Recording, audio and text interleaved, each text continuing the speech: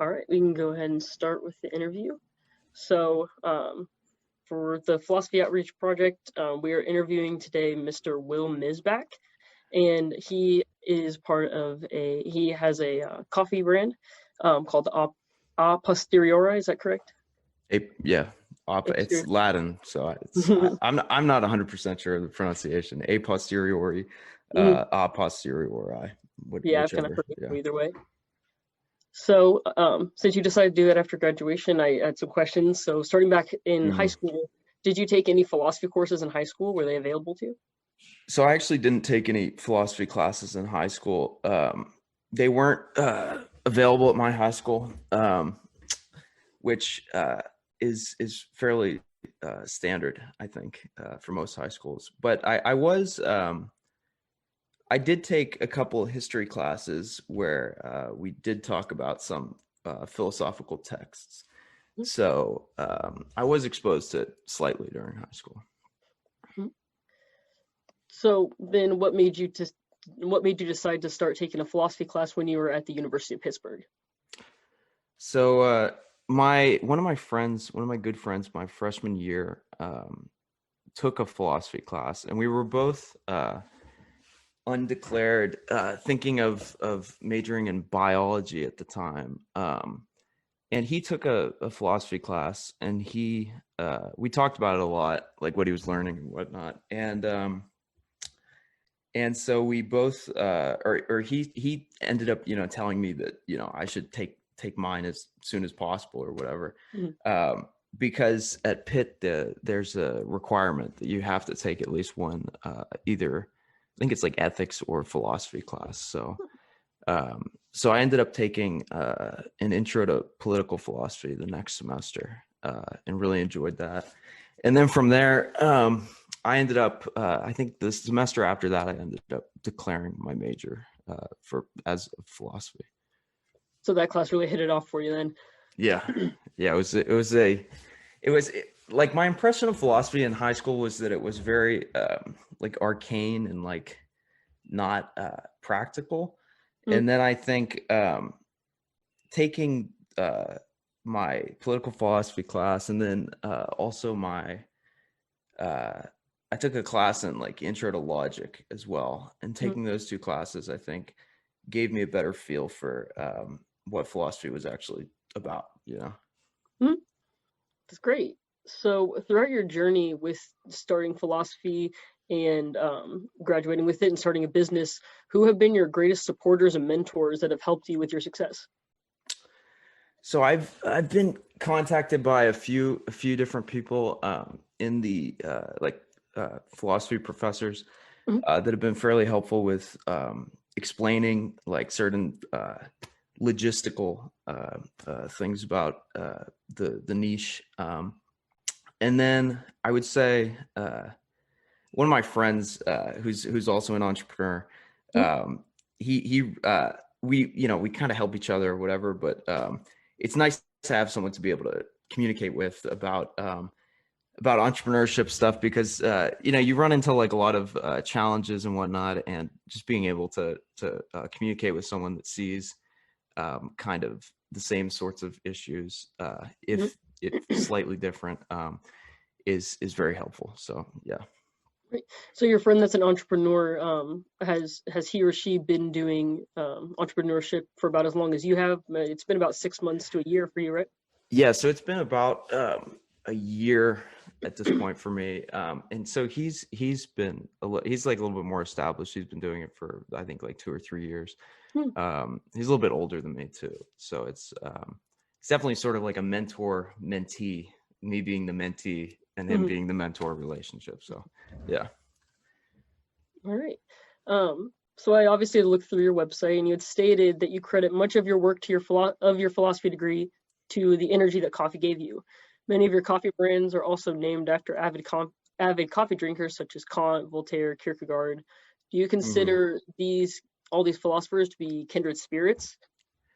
So I would say I admire qualities in each of them, I would say, and in every philosopher that I have either made a coffee dedicated to, or have written about or whatever. Like there's definitely some admiration there.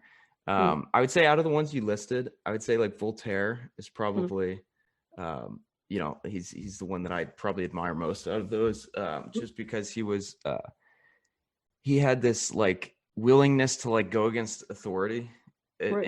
and question assumptions that had been made by authority at the time. Mm, And I think that it's important to be able to do that, like because like we don't know what sort of systems right now could be potentially unethical or immoral or just suboptimal, mm, that are super enforced by whichever people or groups in power. mm. So I think, yeah, Voltaire definitely. Kant, I admire his gusto. Like, it's he's quite to read Kant is like is a chore at times for me at least. I'm sure some people it's it's their cup of tea, but for me it's like it's difficult to get through sometimes. Right. And then I haven't actually read that much Kierkegaard. Mhm. So yeah. So do you feel like, since we do with high school students a lot, you'd recommend Voltaire out of those three guys? Yeah, I think so. One of the, like I was talking earlier about the history classes that I took. Mhm, I think so. I think in one of the history classes, or in my European history class, we either read the entirety or at least parts of Candide, mhm. which I think is like, I mean, it's like not. I wouldn't say it's like a traditional philosophical text, but I think that it has, there's important messages and whatnot in it. And so I think that and I think it's also it's very easily approachable for high school students. So Mm. something like that. I would say definitely not Kant though. Like I Yeah. wouldn't start someone on Kant, but I don't know. What do I know, right? So So for us, we're the philosophy outreach program. Each week, the students of our program help facilitate conversations at our local high school's philosophy club. We're also mm. active on social media, spread awareness. We've reached over 500 fans in dozens of schools in Indiana.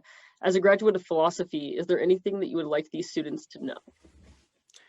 Yeah, I think that one of the big reasons that I didn't get more into philosophy in high school, other than the fact that it wasn't really offered, was that, and even that I was, I was hesitant when I first went to college. I was almost, like I saw the requirement of like I have to take philosophy or an ethics class, and I was like, Mhm. that's dumb. Why do I have to do that? Right? If I want to major in Right. bio, why would I have to, or I'd have to be ethical, right?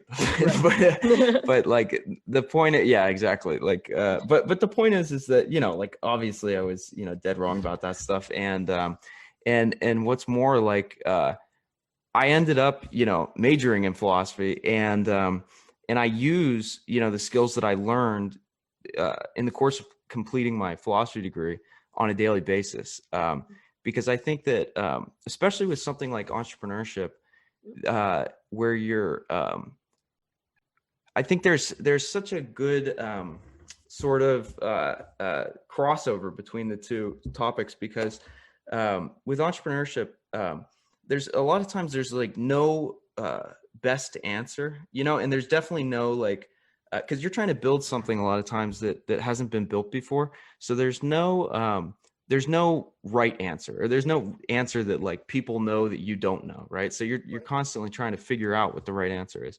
or what an answer is, right? And so philosophy, I think, in a lot of ways is similar, where you have these philosophers are attacking a problem, right? And they and no one knows what the right answer, like the absolute best answer is, or else the conversation would be over, right? So they're attacking an undefined answer, right? And they're trying to get at that. And so yeah, I would just say to high school students that philosophy, number one, is not useless, and number two, in many fields it has its applications, and some of those fields are quite lucrative, right? If you have students that are interested in, become, making lots of money or whatever, right? Like, they shouldn't rule out philosophy, right? So that's what I would say. That's coming from the entrepreneurship slant. I'm sure there's other slants to attack it from as well. Right. So how did you decide to found A Posteriori Coffee Company, and why did you pick the name? So, so I decided to found A Posteriori Coffee Company because basically, so like whenever I got into entrepreneurship about a year ago, like the first business that I started was like, it was like, I was selling like I was selling like dog toys and stuff, right? And I like dogs, but I didn't really feel like I was like I was monetarily benefiting myself, but I wasn't really doing anything, like for anyone else, right? I mean, obviously, like people like their dogs and they like their dogs to have toys and whatnot, Right. but it seemed a little bit it seemed a little bit small, I guess, right? And so I was thinking like what is a way that I can help people, right? And I whenever I came across philosophy in college, it really first of all, it gave me a major, which was like one of the biggest questions in my life at that point, was like, what am I going to major in? And so it gave me a major that I really liked doing. And then the other thing is I noticed crossover between the benefits that philosophy sort of imparted on the rest of my education, right? But also I saw benefits from philosophy entering my my personal life, right? Like, and just being able to think more clearly about certain things in the personal arena or whatever really helped me. And so I was, initially I was, whenever that happened, I was a little bit frustrated that I hadn't found philosophy earlier, right? Right. And I think that like so basically when I came across these charities, right, like these public philosophy programs and these pre-college philosophy programs and whatnot, I was really like super jazzed about their mission because I was thinking about like, if I had been exposed to philosophy at an earlier age, maybe I don't know what would have happened, right? Like I'm glad where I ended up anyways, but who knows what would have happened, right? So so I think that, and then the other thing was that I've always been like a big coffee drinker, like ever since I was really young. And even like, I remember like my mom used to be like, you can't drink coffee, and I would still try to drink it as much as I could. But so I've always been a big coffee drinker. And so, and the other thing was that, basically like when you mentioned earlier how I, credited my work to coffee or whatever, like, so there were a non-zero number of philosophy essays that I, pulled all-nighters on and just was like downing coffee while writing them. So so I think it was like a natural pairing. And as far as the name goes, I wanted to make, so I actually brainstormed like a lot of names with my friends who also were philosophy majors or whatever. And I ended up landing on A Priori Coffee, but I looked it up and it was like there's some like Vietnamese cafe or something that has A Priori coffee. And I, like it's in Vietnam, so I could have like taken it, in the US, but I think it's better to just have like a, your own thing, and not to be confused or competing or whatever. So so I just did the opposite, a posteriori, right? So and then from that, like the tagline, like coffee that must be experienced, came, and then like the whole, like John Locke is the logo. And so then it all just fell into place after that, basically. Right. You had just mentioned the logo. I saw that you released a new coffee recently with a different logo. Will you tell me about that? Yeah, so basically So it's our Ubermensch blend, right? So it's in it. So most coffees use Arabica beans, and so they're like a little bit different flavor than the alternative, which is Robusta, but they have less caffeine. So Robusta beans have nearly double the caffeine that Arabica beans have, like per bean, right? And so the Ubermensch blend is 100% Robusta beans, and then it's also a medium light roast. So when you're roasting coffee, like the longer you roast it, the more caffeine gets denatured.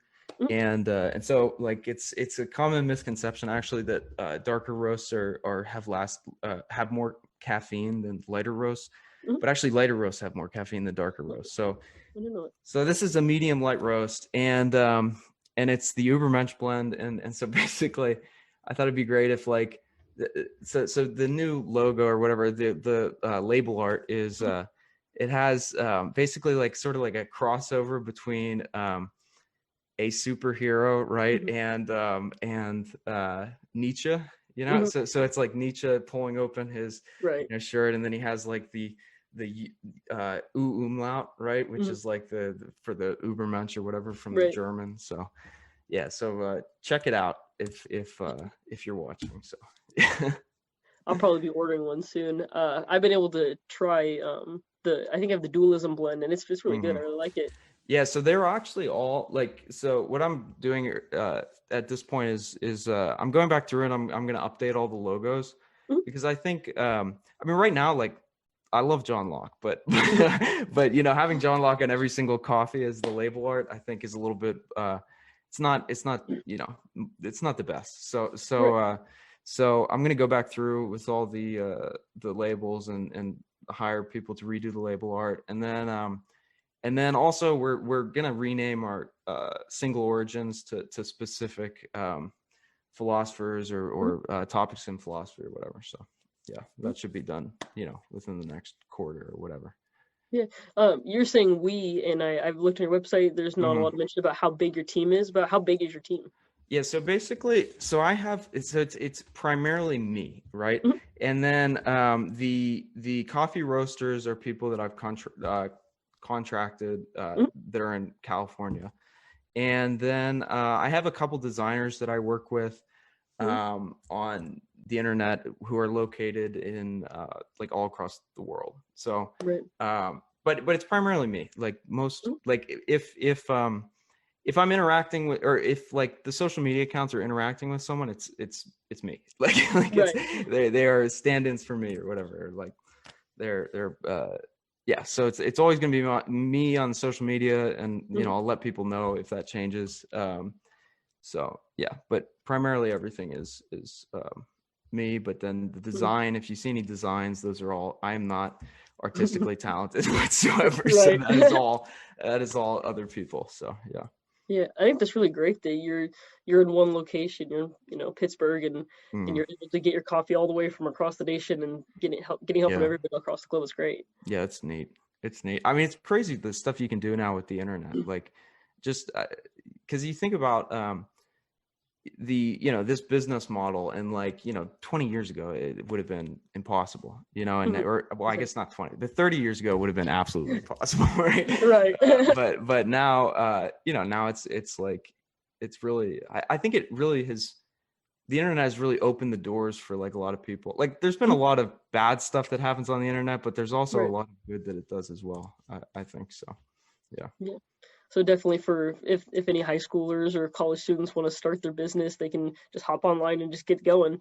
Yeah, no, absolutely. I mean, I would say like, just like to anyone who, you know, is wanting to start a business, I would just say like, just start, like, because you're like, one of the things that I got caught up in when I was starting is like, I needed to like plan everything, you know, and like I needed this plan, but then like you end up trying to execute the plan, and your plan has like 100 steps, and then like you get like 2 steps in and you're like, oh wait, like this step doesn't work, right? So now the rest of my 98 steps are trash, right? So yeah, so just start, you know, and you know, you're gonna learn along the way, basically, is what I would say. Right. Yeah. So your company donates 20% of its profits to the philosophy programs for K through 12 students, which you mentioned a little bit before. How did you decide to do this, and how often do you donate that money? Mm-hmm. So I decided to do that. I think I kind of covered that before. Like basically, I came across these charities, and really gelled with like their message, and was inspired to sell product so that I could donate the 20% or whatever. And basic. So I'm sorry. So the question was basically, how did I come to do this? How often do we donate? So we donate basically, or I donate quarterly, right? And along with that, there's I send out like a survey to our customers, and then also to like our social media accounts and whatnot. I send out a survey that basically people can vote on, and the votes end up basically determining the partitioning of the funds that are donated to whichever charities. And yeah, so it's still it's still a work in progress as far as finding like the absolute final charities that we want to donate, or that I want to donate to, or like or getting the donation survey to be like out there enough that where like people are answering it and stuff. But yeah, so quarterly. And then the other thing that I've wanted to that I really want to do, and I'm trying to come up with a way to do this that makes sense, is basically like I want it to be very like public, because like I don't want people to think that I don't want people to think I'm just taking the money, and not donating it. So I want it to be like very public as far as like we donated this, we made this, or whatever. So I'm looking into ways to do that basically. Yeah, so that's that. All right, so I have one final question. So Café de Flore in Paris, France is a well-known cafe that many famous writers and philosophers frequented over the years. If you were to be at that cafe drinking coffee at a table with any philosophers of all time, dead or alive, who would be sitting at your table? So yeah, I thought about this question like when I received it or whatever. I thought about this question a lot. Because it's a difficult question, because like there's I'd be absolutely I would be super happy to sit down with any of the really like any philosophers, right? But I think that if I had my pick of the litter, I would go for probably I do like Plato or Socrates, or like if I can pick as many as I'd do both, right? So Plato and Socrates, right? Assuming they're not the same person, right? And then someone more modern, I do Charles Sanders Peirce. He's like an American pragmatist or whatever, and because he's like, I feel like out of all the philosophers I've read, I felt like his stuff was like, to me, it was like stuff where I was like, this really I mean a lot of philosophers I've read, I've thought like this makes sense, but to me like he was like on a different level of and the diversity of like topics that he approached as well was just pretty astounding. So yeah. All right, well, I really appreciate you taking the time to do this interview. Do you have any questions for me or about our group before we head out? No, just thank you so much for reaching out to me and having this, because it was it was a lot of fun, and also yeah, just like keep in touch or whatever. So yeah. Absolutely. Yeah.